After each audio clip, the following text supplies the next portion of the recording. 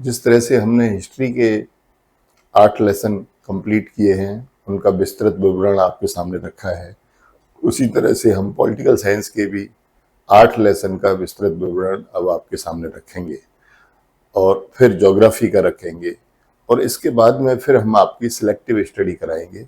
Selective आपको question answer देंगे और उनको आपको अच्छी तरीके से रटाएंगे।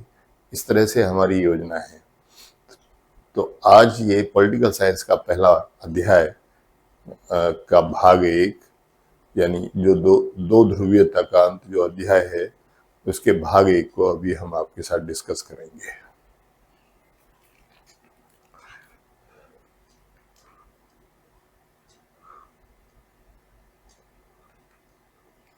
देखिए, ये भाग 1 का पाठ प्रत्यय है। विभिन्न राजनीतिक विचारों में बटा हुआ विश्व। जो राजनीतिक विचार थे उनमें बटा हुआ जो विश्व था उसको हम आपके साथ डिस्कस करेंगे। शीत युद्ध किसे कहते थे ये भी हम आपके साथ डिस्कस करेंगे। साथ ही हम जानेंगे कि 2 ध्रुवों में जो बटा हुआ विश्व था उसका परिचय क्या है, उसके बारे में जानेंगे। और लास्ट में हम सोवियत प्रणाली क्या थी इसके बारे में जानेंगे। तो ये आज का आपका पाठ प्रत्यय है। अब देखिए,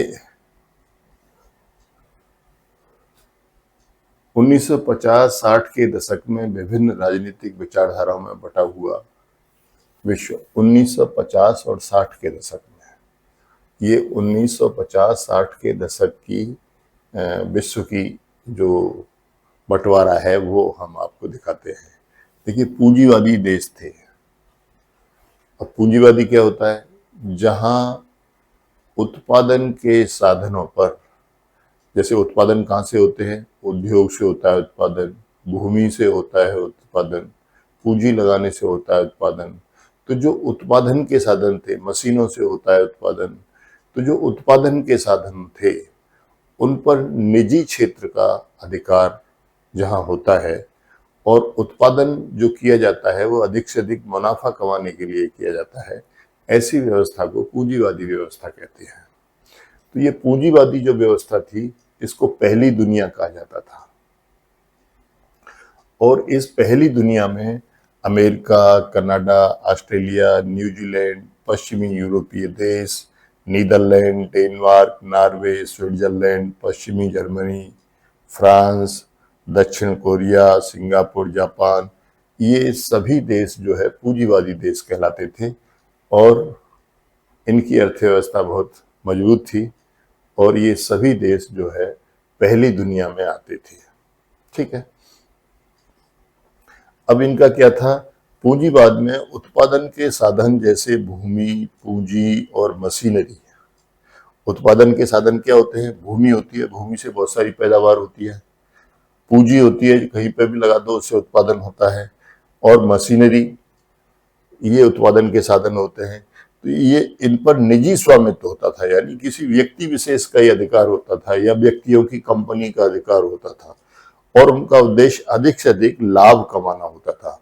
वो जो भूमि खरीदते थे उसमें भी उनका यही उद्देश्य होता था कि वो ज्यादा से ज्यादा मुनाफा कमाएं, और यदि वो उद्योग लगाते थे तो उसमें भी उनका यही उद्देश्य होता था कि वो ज्यादा से ज्यादा मुनाफा कमाएं। तो जो पूंजीवादी देश थे वो ये देश थे, ये पहली दुनिया के देश कहे जाते थे। और इन पूंजीवाद जो था वो क्या होता था कि उसमें उत्पादन के साधनों पर निजी स्वामित्व होता था, यानी कोई कोई किसी व्यक्ति का अधिकार होता था। ठीक है। वही अपनी पूंजी लगा करके उद्योग खोलता था, वही अपनी पूंजी लगा करके भूमि खरीदता था और उसमें ज्यादा से ज्यादा उत्पादन करता था। और जो उत्पादन का उद्देश्य उसका होता था वो होता था मुनाफा कमाना, अधिक से अधिक मुनाफा कमाना। तो इस तरह की जो व्यवस्था होती थी उसे पूंजीवादी व्यवस्था कहते थे। और इस व्यवस्था वाले जो देश थे वो पहली दुनिया के देश कहे जाते थे। अब बात आती है साम्यवादी देशों की। तो ये साम्यवादी व्यवस्था क्या है? समाजवाद में उत्पादन के साधन जैसे भूमि, पूंजी और मशीनरी पर समुदाय का स्वामित्व होता था। यहाँ किसका स्वामित्व होता था? निजी स्वामित्व होता था। यहाँ समुदाय का स्वामित्व होता था, यानी पूरे समाज का स्वामित्व होता था उन पर, राज्य का स्वामित्व होता था उन पर, और उत्पादन जन कल्याण के लिए किया जाता था। यहाँ उत्पादन का उद्देश्य है जन कल्याण, यहाँ उत्पादन का उद्देश्य है लाभ कमाना। देखिए दोनों में कितना अंतर है। यहाँ समुदाय का स्वामित्व यानी राज्य का स्वामित्व होता था, यहाँ निजी स्वामित्व होता था। ठीक है, तो इसमें इसे दूसरी दुनिया कहा जाता था। इस दूसरी दुनिया में सोवियत संघ, चीन, क्यूबा, लाओस, वियतनाम, उत्तरी कोरिया, अल्बानिया, पूर्वी Germany, Hungary, Poland, Romania, Bulgaria, Czechoslovakia, ठीक है, ये देश जो थे ये दूसरी दुनिया के देश कहलाते थे, ये साम्यवादी देश थे। ठीक है, अब पहली दुनिया हो गई, दूसरी दुनिया हो गई, और तीसरी दुनिया के देश कौन से थे? वो गुटनिरपेक्ष देश जो नव स्वाधीन देश थे, अर्थात वो सभी देश जो उपनिवेशी ताकतों से स्वाधीन होकर के आए थे, नई आजादी मिली थी उनको। उपनिवेशी ताकतों ने, साम्राज्यवादी ताकतों ने उनके ऊपर कब्जा कर रखा था, उनके संसाधनों का शोषण कर रहे थे। कोई 100 वर्ष से, कोई 200 वर्ष से लगातार उनके संसाधनों का शोषण कर रहे थे। तो ऐसे देश जब अपने उपनिवेशी ताकतों से आजाद हुए, तब इनमें से कुछ देश जैसे भारत ने मिश्रित अर्थव्यवस्था को अपनाया। मिश्रित अर्थव्यवस्था का मतलब था उसमें साम्यवादी विचार भी थे और पूंजीवादी विचार भी थे। यानी कुछ उत्पादन के साधन ऐसे थे जिस पर राज्य का स्वामित्व था, यानी वो समुदाय का स्वामित्व था, और कुछ ऐसे थे जिन पर निजी क्षेत्र का स्वामित्व था। ठीक है, यह देश गरीब थे। क्यों गरीब थे? क्योंकि उपनिवेशवाद ने लंबे समय से इनके सभी संसाधनों का शोषण किया था। इनके यहाँ जो भी उत्पादन होता था उस उत्पादन को वो अपने देश ले जाते थे, इसलिए यह देश बहुत ज्यादा गरीब थे। किसी का 100 वर्ष, किसी का 200 वर्ष, किसी का 150 वर्ष, इस तरह से शोषण किया गया था। तो इसमें इसे तीसरी दुनिया कहते थे। और इस तीसरी दुनिया में कौन कौन से देश थे? लैटिन अमेरिका यानी दक्षिण अमेरिका के सभी देश, अफ्रीका के सभी देश, और एशिया के सभी नव स्वाधीन देश। 2-4 देशों को छोड़ करके एशिया के सभी जो नव स्वाधीन देश थे, भारत भी इसी में था, क्योंकि भारत भी 1947 में आजाद हुआ था। ठीक है, और भारत के ऊपर 200-250 वर्ष तक अंग्रेजों ने राज्य किया था, और 200-250 वर्ष तक अंग्रेजों ने दोनों हाथों से भारत को लूटा था। भारत के हर उत्पादन को वो अपने देश में लेकर के आए थे और भारत को ऐसे ही छोड़ दिया था। तो ये जो है विभिन्न राजनीतिक विचारधाराएं थी 50-60 के दशक में पूरी दुनिया में। पूंजीवादी देश उन्हें पहली दुनिया कहा जाता था, साम्यवादी देश उन्हें दूसरी दुनिया कहा जाता था, और गुटनिरपेक्ष देश या नवस्वाधीन देश जो थे, जो गरीब देश थे, उन्हें तीसरी दुनिया कहा जाता था। तो इस तरीके से विश्व जो है बटा हुआ था।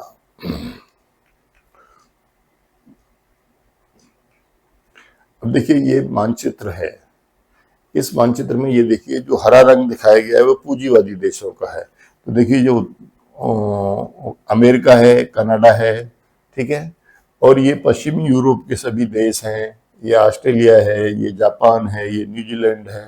ठीक है, तो इस तरीके से ये लोग जो है पूंजीवादी देश थे, अर्थात ये इनके यहाँ पर जो उत्पादन के साधन थे उन पर निजी लोगों का अधिकार था। ठीक है, अपने अपने उद्योग लगाते थे लोग, अपनी अपनी कृषि खरीदते थे और उसे करते थे और अधिक से अधिक मुनाफा कमाते थे। तो ये पूंजीवादी देश थे। और ये जो लाल रंग से दिखाया गया है, इसमें ये सोवियत संघ था उस समय पर, और पूर्वी यूरोप के 8-10 देश थे यहाँ पर। ठीक है, तो ये जो है क्षेत्र जो है, और यहाँ पे क्यूबा था, तो ये क्षेत्र जो है दूसरी दुनिया के देश कहलाते थे। और ये दूसरी दुनिया के जो देश थे ये साम्यवादी देश थे। और बाकी आप जो खाली जगह देख रहे हो, ये जो खाली जगह है ये तीसरी दुनिया के देश हैं। ठीक है, अब बात आती है शीत युद्ध किसे कहते थे। शीत युद्ध, ये टर्म आपने बहुत सुना होगा, शीत युद्ध। तो ये शीत युद्ध किसे कहा जाता था, वो देखिए, युद्ध भी लग रहा है और शीत भी लग रहा है। देखिए क्या है, द्वितीय विश्व युद्ध के बाद संयुक्त राष्ट्र अमेरिका और उसके सहयोगी देशों तथा सोवियत संघ और उसके उपग्रह देशों के बीच, यानी पूंजीवादी देश और साम्यवादी देश, पूंजीवादी देशों का नेता कौन था, संयुक्त राष्ट्र अमेरिका, और साम्यवादी देशों का नेता कौन था, सोवियत संघ। तो पूंजीवादी और साम्यवादी देशों के बीच में दशकों तक जो संघर्ष चला, ठीक है, और संघर्ष किस चीज का चला, होड़ चली उनमें आपस में, हथियारों की होड़, तकनीकी की होड़, ये होड़ इनमें बहुत ज्यादा चली आपस में, ठीक है। तो ये जो होड़ चली थी, इसमें विशेष रूप से हथियारों की होड़ हुई, लेकिन सैनिकों ने सीधे युद्ध नहीं किया, लेकिन कभी भी इनमें आपस में युद्ध नहीं हुआ, लेकिन हथियारों की होड़ आपस में हुई, ठीक है। तो उसको शीत युद्ध कहा गया, ठीक है। अब इस शीत युद्ध में क्या था, ये वैश्विक था, ये यानी पूरी दुनिया बटी हुई थी, जैसा कि मैंने अभी आपको दिखाया, और वैचारिक था और भू राजनीतिक संघर्ष था, ठीक है। इनमें आपस में ये भी होड़ होती थी कि कौन सा साम्यवादी देश है, कौन सा पूंजीवादी देश है, ठीक है। तो ये आपस में एक दूसरे की उसी तरह से मदद करते थे। साम्यवादी देशों की मदद सोवियत संघ करता था, पूंजीवादी देशों की मदद संयुक्त राष्ट्र अमेरिका करता था। तो इन दोनों में आपस में ये होड़ रहती थी कि किसके देश जो है ज्यादा उन्नति करे, किसके देश जो है एक दूसरे के साथ दे, यह देखने वाली बात थी। तो शीत युद्ध का मतलब होता था कि हथियारों की जो होड़ इन दोनों गुटों में हुई, ठीक है, पहली दुनिया और दूसरी दुनिया के देशों के बीच में जो हथियारों की होड़ हुई, उसे शीत युद्ध कहा गया। पहली दुनिया पूंजीवादी देश थे जिनका नेता अमेरिका था, दूसरी दुनिया साम्यवादी या समाजवादी देश थे, इनका नेता जो है सोवियत संघ था।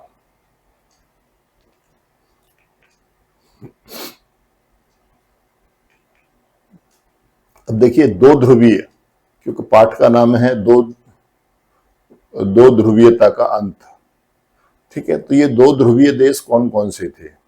शीत युद्ध के दौरान संयुक्त राज्य अमेरिका एक प्रमुख ध्रुव था, ठीक है, पूंजीवादी देश था ये।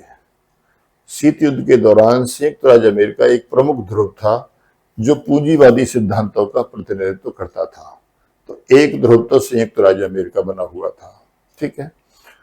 और शीत युद्ध के दौरान सोवियत संघ भी एक प्रमुख ध्रुव था जो साम्यवादी सिद्धांतों का प्रतिनिधित्व करता था, ठीक है। ये साम्यवादी सिद्धांतों को मानता था दूसरा ध्रुव, और पहला ध्रुव जो है वो पूंजीवादी सिद्धांतों को मानता था संयुक्त राज्य अमेरिका। तो इस तरह से दुनिया जो है इन दो ध्रुवों में बटी हुई थी, और जो तीसरी दुनिया थी उसकी कोई गिनती नहीं थी, क्योंकि वो तो सभी देश बहुत गरीब थे, वो किसी होड़ में आने के लायक ही नहीं छोड़े थे। उनकी उपनिवेशवादी ताकतों ने जहां उनके ऊपर राज्य किया था, उन्होंने उन्हें किसी लायक छोड़ा ही नहीं था। अब देखिए परिचय के कुछ बिंदु हैं। शीत युद्ध के सबसे सरगर्म दौर में बर्लिन दीवार खड़ी की गई। जब शीत युद्ध शुरू हुआ, दोनों विचारधाराओं के देशों में जब आपस में होड़ शुरू हुई, तो उसमें जो जर्मनी थी उसके भी दो हिस्से हो गए, पूर्वी जर्मनी, पश्चिमी जर्मनी। पूर्वी जर्मनी जो है वो साम्यवादी देश बन गया, और पश्चिमी जर्मनी जो है वो पूंजीवादी देश बना रहा। तो अब जर्मनी का किस तरह से हो, तो जर्मनी का बंटवारा कर दिया गया, उनके बीच में एक दीवार खड़ी कर दी गई, ठीक। पूर्वी और पश्चिमी जर्मनी के बीच में एक दीवार खड़ी कर दी गई। पूर्वी जर्मनी जो था वो साम्यवादी देश यानी सोवियत संघ के खेमे में चला गया, और पश्चिमी जर्मनी जो था वो पूंजीवादी देश यानी संयुक्त राष्ट्र अमेरिका के खेमे में आ गया। तो अब इन देशों का क्या हो, तो इसलिए इनके बीच में एक दीवार खड़ी की गई थी जिसे बर्लिन दीवार कहते थे, ठीक है। 1989 में पूर्वी जर्मनी की आम जनता ने इस दीवार को गिरा दिया, लेकिन 1989 में क्या हुआ कि पूर्वी जर्मनी की जो जनता थी, यानी जो साम्यवादी जनता थी, उस जनता ने इस दीवार को गिरा दिया। इस दीवार के गिरने का मतलब था कि अब दूसरी दुनिया के जो देश हैं वो अब शीत युद्ध से निकलने वाले हैं, दूसरी दुनिया अब खत्म होने वाली है। ठीक है, अर्थात वो अब अपने होड़ वाले विचारों को छोड़ने वाले हैं। ठीक है, और साम्यवादी विचारधारा को भी छोड़ने वाले हैं। इसलिए जब बर्लिन की दीवार 1989 में गिरी तो इस बात को मान लिया गया कि भाई अब साम्यवादी विचारधारा को जो देश अपना रहे हैं वो उसे छोड़ करके अब पूंजीवादी विचारधारा पर आएंगे। इससे दूसरी दुनिया का पतन हो गया और शीत युद्ध की समाप्ति हो गई। ठीक है, जो बर्लिन की दीवार गिरी तो ये एक प्रतीक था इस बात का कि भाई अब दूसरी दुनिया का जो है खत्म हो रही है और जो साम्यवादी व्यवस्था है वो भी खत्म हो रही है और अब शीत युद्ध भी समाप्त हो जाएगा। सोवियत खेमे में शामिल पूर्वी यूरोप के 8 देशों ने एक एक करके जनता के प्रदर्शन को देखकर अपने साम्यवादी शासन को बदल डाला। ठीक है, सोवियत खेमे में जो 8 पूर्वी यूरोप के जो 8 देश उसमें शामिल थे सोवियत संघ के खेमे में, यानी वो साम्यवादी विचारधारा को मान रहे थे, तो वहां की जनता ने भी विद्रोह कर दिया और उन्होंने साम्यवादी शासन को बदल डाला और पूंजीवादी अर्थव्यवस्था को उन्होंने फॉलो किया। सोवियत संघ इसे चुपचाप देखता रहा। अब सोवियत संघ ने इसका विरोध नहीं किया क्योंकि वो स्वयं भी पूंजीवादी अर्थव्यवस्था से काफी पिछड़ गया था, इसलिए वो ये चुपचाप देखता रहा और अंत में स्वयं सोवियत संघ का भी विघटन हो गया। और जब विघटन हो गया सोवियत संघ का जो दूसरी दुनिया का नेता था तो फिर दूसरी दुनिया ही खत्म हो गई, साम्यवादी विचारधारा ही खत्म हो गई। ठीक है, तो इस तरीके से ये जो है जो दो ध्रुवीयता थी उसका एक ये परिचय है कि इसका अंत किस तरीके से हुआ। अब देखिए ये बर्लिन की दीवार है, ये बर्लिन की दीवार बनी हुई है। ठीक है, तो ये पूर्वी जर्मनी के लोग हैं, देखो इन्होंने इसके तोड़ करके इसमें छेद कर लिया है। ठीक है, और यहाँ पे आप देखो ये पूरी दीवार बनी हुई है, ये पूर्वी जर्मनी और पश्चिमी जर्मनी के बीच में थी। ठीक है, तो इस पूरी की पूरी दीवार को पूर्वी जर्मनी के लोगों ने तोड़ दिया और पूर्वी और पश्चिमी जर्मनी दोनों मिलकर के एक जर्मनी बन गए। ठीक है, और वहां पर जो है वो पूंजीवादी विचारधारा हावी हो गई। ठीक है, और वो नाटो के सदस्य भी बन गए। अब देखिए सोवियत प्रणाली क्या थी, सोवियत संघ, सोवियत प्रणाली ये क्या थी। 1917 की रूस में हुई समाजवादी क्रांति के बाद सोवियत संघ अस्तित्व में आया। 1917 में जहां जार का शासन था रूस के अंदर, वहां पर एक क्रांति हुई। ठीक है, जिसे बोल्शेविक क्रांति कहा जाता है। ठीक है, इस क्रांति के बाद में वहां पर साम्यवाद जो है अस्तित्व में आ गया और राजा का शासन समाप्त हो गया था। समाजवादी क्रांति के बाद सोवियत संघ अस्तित्व में आया। यह क्रांति पूंजीवादी व्यवस्था के विरोध में थी और समाजवाद के आदर्शों और समतामूलक समाज की जरूरत से प्रेरित थी। तो ये जो जार का शासन था 1917 में जिसे समाप्त किया बोल्शेविक क्रांति ने, तो ये जो है बहुत ज्यादा शोषण करता था जनता का, जनता के कल्याण पर बिल्कुल ध्यान नहीं देता था। तो वहां पर साम्यवादी विचारधारा, समाजवादी विचारधारा के लोगों का प्रभाव होता गया। ठीक है, उनकी संख्या बढ़ती गई और एक दिन उन्होंने जार के शासन को उखाड़ फेंका और वहां पर समाजवादी व्यवस्था लागू कर दी। उस समाजवादी व्यवस्था में सोवियत संघ नाम का एक देश अस्तित्व में आया जिसमें 15 गणराज्य शामिल थे। ठीक है, रूस भी उसी का एक भाग था। और ये जो समाजवादी विचारधारा थी इसमें कहा जाता था कि ये समता मूलक है, अर्थात सबको एक तरीके से मानती है, क्योंकि संपत्ति के जो साधन हैं उन पर राज्य का अधिकार होगा और राज्य जो है उत्पादन करेगा जन कल्याण के लिए। इसलिए जो समता मूलक समाज था उसके आदर्शों से ये समाजवाद प्रेरित था। यह मानव समाज में निजी संपत्ति की संस्था को समाप्त करने और समाज को समानता के सिद्धांत पर सचेत रूप से रचने की सबसे बड़ी कोशिश थी। ठीक है, अब जो निजी संपत्ति का सिद्धांत था वो यहाँ पर खत्म होता है सोवियत प्रणाली में, ठीक है। और यहाँ पर समानता का सिद्धांत, समाज में समानता है, इस सिद्धांत पर सचेत रूप से कार्य करने की कोशिश की गई। सोवियत प्रणाली के निर्माताओं ने राज्य और पार्टी की संस्था को प्राथमिक महत्व दिया, ठीक है। जो सोवियत प्रणाली के निर्माता थे उन्होंने राज्य को और पार्टी को, दोनों को ज्यादा महत्व दिया। यानी राज्य के अधिकार में सभी उत्पादन के साधन जो है वो राज्य के अधिकार में रहेंगे, और जो पार्टी है वो जनता का प्रतिनिधित्व करेगी, जनता से चुन करके पार्टी के लोग आएंगे और उसी से वो जो है इस व्यवस्था के हेड बनेंगे, ठीक है। तो इस तरीके से दो चीजों को प्रमुखता इसमें दी गई, एक तो राज्य को और दूसरा पार्टी को, ठीक है। सोवियत राजनीतिक प्रणाली की धुरी कम्युनिस्ट पार्टी थी। अब ये जो पार्टी कौन सी थी, ये कम्युनिस्ट पार्टी थी, ठीक है। यही सेंटर थी सोवियत प्रणाली का, ठीक है, जहां किसी अन्य राजनीतिक दल के लिए या विपक्ष के लिए कोई जगह नहीं थी, और यहाँ पर कोई दूसरा विपक्ष नहीं था, कोई दूसरा राजनीतिक दल नहीं था, केवल एक ही राजनीतिक दल था, कम्युनिस्ट पार्टी, ठीक है। और कम्युनिस्ट पार्टी की जो विचारधारा थी उसी को आगे लेकर के ये सोवियत प्रणाली लागू की गई। सोवियत संघ बना। सोवियत संघ जो है एक बड़ा क्षेत्रफल में सबसे बड़ा एक देश बना, जिसका रूस भी जिसका हिस्सा था और 14 अन्य गणराज्य भी उसके हिस्सा थे, ठीक है। तो इस तरीके से ये सोवियत प्रणाली का उद्भव हुआ। अब देखिए, ये व्लादिमीर लेनिन है, ठीक है, जो बोल्शेविक कम्युनिस्ट पार्टी के संस्थापक थे। इन्होंने ही 1917 की क्रांति करवाई थी। 1917 की रूसी क्रांति के ये नायक थे, और क्रांति के बाद के सबसे मुश्किल दौर यानी 1917 से 1924 में सोवियत समाजवादी गणराज्य के संस्थापक थे और अध्यक्ष भी बने और राष्ट्रपति भी रहे। ये मार्क्सवाद को अमली जामा इन्होंने ही पहनाया, ठीक है। और पूरी दुनिया में साम्यवाद के प्रेरणा स्रोत यही बने। समाजवाद लाने वाले यही थे रूस और 15 उन राज्यों में और उनसे लगे हुए देशों में, ठीक है।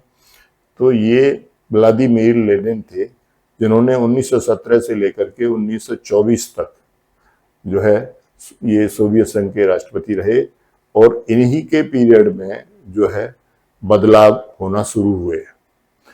अगले ये जो नेता हैं सोवियत संघ के, ये जोसेफ स्टालिन हैं। ये इनकी मृत्यु के बाद यानी 1924 से 1953 तक ये जो है सोवियत संघ के राष्ट्रपति रहे और कम्युनिस्ट पार्टी के हेड रहे, ठीक है। औद्योगिकरण को तेजी से इन्होंने बढ़ावा दिया और खेती का बलपूर्वक सामूहिकीकरण किया गया। यानी खेती अब किसी किसान की मिल्कियत नहीं थी, बल्कि सभी किसानों, पूरे गांव की जमीन को एक जगह इकट्ठा किया गया, ठीक है। और जो भी लोग होते थे, जो पहले मालिक थे, उनको वहां नौकरी दी गई, उनके काम करने के घंटे निर्धारित किए गए, और जमीन जो थी वो पूरी तरीके से अब राज्य की हो गई। तो इस तरह से सामूहिकीकरण जमीन का किया गया। उद्योग तो पहले से ही जो है राज्य की देखरेख में लगाए गए, लेकिन जो भूमि थी, भूमि पर से भी किसानों का स्वामित्व खत्म हो गया, ठीक, और भूमि भी जो है राज्य के अधिकार में आ गई, और किसान लोग वहां जा करके अपनी ड्यूटी देते थे, ठीक है, और उसके बदले में उनको वेतन मिलता था, दूसरी सुविधाएं मिलती थी। दूसरे विश्व युद्ध में जीत का श्रेय इन्हीं को था। इनकी वजह से दूसरे विश्व युद्ध में जो है वो सोवियत संघ जीता था। 1930 के दशक के भयानक आतंक पार्टी के अंदर अपने विरोधियों को कुचलने और तानाशाही रवैये के लिए जिम्मेदार ठहराए गए, ठीक। अब 1930 में इनकी पार्टी में इनके खिलाफ बगावत शुरू हुई, लेकिन उन्होंने अपने सभी विरोधियों को कुचल दिया, ठीक है, और बड़े स्तर पर लोग मरवाए गए, ठीक है। तो ये जोसेफ स्टालिन जो थे, ये तानाशाही रवैये के लिए पूरी तरह से जिम्मेदार थे। तो ये मुख्य नेता थे, व्लादिमीर लेनिन और स्टालिन। तो सोवियत संघ की जो स्थापना करी थी उसमें लेनिन और स्टालिन दोनों का बहुत बड़ा रोल था। यही मुख्य नेता माने जाते थे। साम्यवादी पार्टी, कम्युनिस्ट पार्टी के। द्वितीय विश्व युद्ध के बाद पूर्वी यूरोप के देशों को फांसीवादी ताकतों से मुक्त कराकर समाजवादी प्रणाली में शामिल किया, जिसे दूसरी दुनिया कहा जाता है। ठीक है, तो स्टालिन के समय में हुआ ये द्वितीय विश्व युद्ध। तो स्टालिन ने क्या काम किया कि जो पूर्वी यूरोप के देश थे जिन पर इटली और जर्मनी ने अधिकार कर रखा था, जिन पर इटली और जर्मनी ने अधिकार कर रहा था, उन देशों को स्टालिन ने आजाद कराया। उनसे उन दोनों ताकतों को हरा दिया और उनसे इन देशों को आजाद कराया। और आजाद कराने के बाद उन्होंने इन देशों को अपनी विचारधारा से ही उनके विकास के लिए उनकी मदद की, उनको अपनी विचारधारा में शामिल कर लिया। ठीक है, यानी वो भी साम्यवादी देश हो गए। ठीक है, और फिर उनके विकास के लिए भी इन्होंने जो है मदद की, तो वो भी दूसरी दुनिया में शामिल हो गए। दूसरे विश्व युद्ध के बाद सोवियत संघ एक महान शक्ति के रूप में उभरा। उसकी अर्थव्यवस्था अमेरिका को छोड़ दें तो शेष विश्व से ज्यादा विकसित थी। ठीक है, क्योंकि अब आप यहाँ पर देखिए कि उत्पादन के साधन जो है उन सब पे सरकार का अधिकार है, अब किसी व्यक्ति विशेष का अधिकार नहीं था। तो प्रारंभिक अवस्था में सोवियत संघ में जो अर्थव्यवस्था थी नियोजित अर्थव्यवस्था बनी, 5 साल के लिए, 10 साल के लिए, 4 साल के लिए, इस तरह से नियोजित अर्थव्यवस्था बनी। और उस नियोजित अर्थव्यवस्था में व्यक्तियों के जन कल्याण को ध्यान में रखते हुए उन्हें हर सुविधा की चीज दी गई। ठीक है, और जो अर्थव्यवस्था थी उसकी जो विकास की दर थी, वृद्धि दर थी, वो यदि अमेरिका को छोड़ दें तो पूरी दुनिया में सबसे ज्यादा थी। ठीक है, तो उसकी संचार प्रणाली बहुत विकसित थी और उसके पास भी ऊर्जा संसाधन जैसे खनिज तेल, लोहा इस्पात, मशीनरी उत्पाद थे। ठीक है, संचार प्रणाली इन्होंने बहुत विकसित कर ली थी अपनी। ठीक है, सोवियत संघ वालों ने। और इनके पास भी ऊर्जा संसाधन थे, जैसे सोवियत संघ के पास सबसे ज्यादा तेल के भंडार थे, अमेरिका से भी ज्यादा तेल के भंडार सोवियत संघ के पास थे। ठीक है, और लोहा इस्पात भी बहुत ज्यादा था, क्योंकि आपको पता है कि क्षेत्रफल में सोवियत संघ पूरी दुनिया में सबसे बड़ा देश था। ठीक है, तो इनके पास लोहा इस्पात भी बहुत थे। और मशीनरी, जब लोहा इस्पात अब अधिक है, तेल अधिक है, तो फिर क्या होगा, मशीनरी के उत्पाद भी जो है बहुत अधिक थे इनके पास। उसकी आवागमन की विशाल प्रणाली और घरेलू उद्योग बहुत उन्नत थे। आवागमन की विशाल प्रणाली, क्योंकि देखिए कि जो सोवियत संघ है उसमें एक ट्रांस साइबेरियन रेलवे लाइन थी, ट्रांस साइबेरियन रेलवे लाइन। ये रेलवे लाइन जब अपने स्टार्टिंग पॉइंट से लास्ट के पॉइंट तक जाती थी तो इसको 11 टाइम जोन पार करने होते थे। यानी इतने विशाल क्षेत्र में एक रेलवे लाइन थी जिसको ट्रांस साइबेरियन रेलवे लाइन का, जो साइबेरिया क्षेत्र में होकर के निकाली गई थी, रूस के साइबेरिया क्षेत्र में होकर निकाली गई थी। ठीक है, तो इस तरीके से यहाँ आवागमन की सुविधाएं बहुत अधिक थी, संचार के साधनों की सुविधाएं बहुत अधिक थी। ठीक है, और उत्पादन बहुत तेजी से हो रहा था। यद्यपि जो उत्पादित वस्तुएं थी उनका स्तर पश्चिमी देशों की तुलना में ज्यादा अच्छा नहीं था, लेकिन लोगों की आवश्यकताओं की पूर्ति पूरी तरीके से हो रही थी। लोगों का जीवन स्तर भी अच्छा था। ठीक है, उन्हें हर प्रकार की सुविधाएं सरकार से दी जा रही थी और वो सभी जो है कारखानों में, खेती में, सब जगह पर जाकर के लोग अपना काम करते थे। सबको उत्पादन के साधनों में शामिल किया गया था। तो इसलिए इस क्षेत्र में जो है प्रारंभिक अवस्था में काफी विकास हुआ। यद्यपि उसके उत्पाद पश्चिमी देशों की तुलना में कमतर थे। ठीक है, सरकार ने नागरिकों को बुनियादी जरूरत की चीजें जैसे स्वास्थ्य सुविधा, शिक्षा, बच्चों की देखभाल तथा लोक कल्याण की अन्य चीजें रियायती दर पर मुहैया कराई। ठीक है, अब वो क्या करते थे कि सभी लोग आकर के सरकारी कारखानों में, सरकारी भूमि पर आकर के लोग काम करते थे। ठीक है, अब छोटे बच्चों को कौन देखभाल करेगा, उनके लिए जो है क्रैच बनवाए गए थे। ठीक है, वहां पे जाके उनकी देखभाल होती थी। वहां पर भी कुछ लोग काम करते थे छोटे बच्चों की। इसी तरह से एजुकेशन की भी व्यवस्था की गई थी। इसी तरह से डॉक्टरी सुविधाओं की, यानी चिकित्सा की सुविधाओं की व्यवस्था की गई थी, और ये सब चीजें लोगों को बहुत रियायती दर पे दी जाती थी। ठीक है, तो लोग निश्चिंत होकर के उत्पादन के काम में अपने लगे रहते थे। भूमि और उद्योग जैसे उत्पादन के साधनों पर राज्य का स्वामित्व था, भूमि पर भी और उद्योग पर भी। ठीक है, और राज्य का स्वामित्व था, अब किसी निजी व्यक्ति का कोई स्वामित्व नहीं था। सोवियत प्रणाली पर नौकरशाही का शिकंजा कसता चला गया।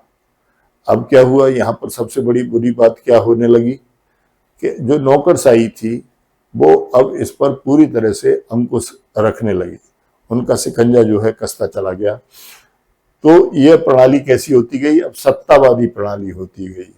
ठीक है, और नागरिकों का जीवन कठिन होता चला गया, क्योंकि अब नागरिकों की कोई सुनवाई नहीं थी।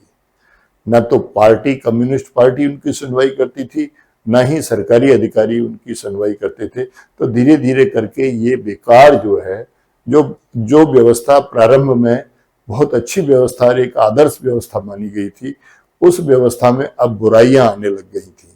ठीक है, जो सरकारी कर्मचारी थे, जो सरकारी अधिकारी थे, वो अब निरंकुश होते जा रहे थे। वो जनता की सुनते नहीं थे, जनता के प्रति उत्तरदायी नहीं थे। लोकतंत्र और व्यक्ति की आजादी नहीं थी, अब कोई लोकतंत्र नहीं था वहां पर, कोई जो है व्यक्तियों की बात सुनता नहीं था। ठीक है, क्योंकि चुनाव जो होता था, जो सत्ता के हेड का जो चुनाव होता था, उसे कम्युनिस्ट पार्टी करती थी, और कम्युनिस्ट पार्टी भी जनता में से चुन के नहीं आती थी, बल्कि जनता में से प्रतिनिधि उसमें आकर के शामिल होते थे। ठीक है, तो इस तरीके से जो नौकरशाही थी वो पूरी तरह से निरंकुश होती चली गई। सोवियत संघ में एक दल यानी कम्युनिस्ट पार्टी का शासन था, जिसकी सभी संस्थाओं पर गहरा अंकुश था, और यह दल जनता के प्रति जवाबदेह नहीं था, क्योंकि इसका चुनाव जनता थोड़ी करती थी। ये तो विचारधारा से प्रभावित लोग स्वयं ही उसमें जाके शामिल होते थे, उन्हीं को फिर जिम्मेदारी दी जाती थी। ठीक है, तो इस तरह से ये कम्युनिस्ट पार्टी जो है वहां पर सत्ता में आई है। यद्यपि इस संघ में 15 राज्य शामिल थे, लेकिन रूस का हर मामले में प्रभुत्व था, जिससे अन्य समाज अपने को उपच्छेद महसूस करते थे। ठीक है, सोवियत गणराज्य जो था उसमें 15 राज्य शामिल थे, लेकिन सबसे बड़ा जो राज्य था वो रूस था, और सबसे अधिक संसाधन भी रूस में ही थे, क्योंकि उसका क्षेत्रफल सबसे ज्यादा था, पूरा साइबेरिया क्षेत्र उसी के अधिकार में था। ठीक है, तो सबसे ज्यादा संसाधन भी वहीं पे थे, इसलिए संसाधन भी वहीं थे, सबसे बड़ा भी था, तो सबसे ज्यादा प्रमुखता जो है रूस की थी। सभी 15 प्रांतों में सबसे ज्यादा जो अंकुश था वो रूस का था, रूस की ज्यादा चलती थी। और उससे जो दूसरे देश थे, दूसरे जो गणराज्य थे, वो इस बात से चिढ़ते थे कि रूस को ही प्रमुखता क्यों दी जा रही है। अमेरिका से हथियारों की होड़ की सोवियत संघ को भारी कीमत चुकानी पड़ी। वो प्रौद्योगिकी और बुनियादी ढांचे में पश्चिमी देशों की तुलना में पीछे रह गया। अब अमेरिका यदि अंतरिक्ष में कोई उपग्रह भेजता था तो सोवियत संघ भेजता था, अमेरिका यदि एटम बम बनाता था तो सोवियत संघ एटम बम बनाता था, अमेरिका यदि कोई अत्याधुनिक बम्बर विमान बनाता था तो सोवियत संघ भी बनाता था। तो दोनों देशों में जो शीत युद्ध का समय था वहां हथियारों की होड़ थी। ठीक है, अब इन हथियारों की होड़ यदि अपने देशों तक रहती तो ठीक थी, लेकिन सोवियत संघ का एक और झंझट था कि उसने जो अपने जो द्वितीय विश्व युद्ध के बाद जो पूर्वी यूरोप के देश, 8 यूरोपीय देश जो उसमें शामिल हुए थे, उनके विकास पर भी उसने खर्चा किया। तो एक तो ये होड़, हथियारों की होड़, और दूसरा उन देशों को अपना पिछलग्गू बनाए रहने के लिए उनके विकास पर भी खर्चा किया। तो उससे सोवियत संघ जो है वो पिछड़ गया, तकनीकी के क्षेत्र में भी पिछड़ गया। ठीक है, और बुनियादी ढांचे में भी वो जो है पश्चिमी देशों की तुलना में पीछे रह गया। ठीक है, सोवियत संघ अपने नागरिकों की राजनीतिक और आर्थिक आकांक्षाओं को पूरा नहीं कर सका, क्योंकि नागरिकों को राजनीतिक और आर्थिक आकांक्षाएं सबकी होती हैं। सब जो है ज्यादा से ज्यादा पैसा अपने पास रखना चाहते हैं, सब चाहते हैं कि सत्ता में हमारी भी भागीदारी हो, और ये दोनों ही चीजें सोवियत संघ की जनता को उपलब्ध नहीं थी। ना तो वो ज्यादा मुनाफा कमा सकते थे, ठीक है, क्योंकि उत्पादन के जो साधन थे वो सरकार के कब्जे में थे, सरकार के अधिकार में थे, राज्य के अधिकार में थे, ठीक है। और जो राजनीतिक भागीदारी थी वो कम्युनिस्ट पार्टी के पास में थी। तो इस तरह से नागरिक राजनीतिक अधिकारों से प्लस आर्थिक अधिकारों से, दोनों से वंचित थे। 1979 में अफगानिस्तान में हस्तक्षेप ने उसकी अर्थव्यवस्था को और कमजोर कर दिया और अपने देश में उपभोक्ता वस्तुओं की काफी कमी हो गई। और एक और ऐसी अवस्था हो रही थी, लेकिन इसी अवस्था के बीच में एक और बड़ी घटना हुई। 1979 में अफगानिस्तान में उसने अपनी सेना भेज दी। अफगानिस्तान में जो विद्रोह हो रहा था, उस विद्रोह को दबाने के लिए उसने अपनी सेना भेज दी। और वहां सेना जब गई तो सेना का खर्चा बहुत ज्यादा बढ़ गया, ठीक है। और सेना को भी उपभोक्ता वस्तुएं भेजी गई, प्लस अफगानिस्तान की जनता के लिए भी उपभोक्ता वस्तुएं भेजी गई, जिससे अपने देश की जनता के लिए उपभोक्ता वस्तुओं की कमी हो गई। तो इस तरीके से जो सोवियत प्रणाली थी उसकी अच्छाई और उसमें क्या गिरावट आई, क्या कमियां आई, वो भी आपने देखी। तो इस प्रकार पॉलिटिकल साइंस के पहले पार्ट 2 ध्रुवीयता का अंत का पार्ट 1 पूरा होता है। अगला पार्ट हम आपके साथ आगे डिस्कस करेंगे। तब तक के लिए जय हिंद।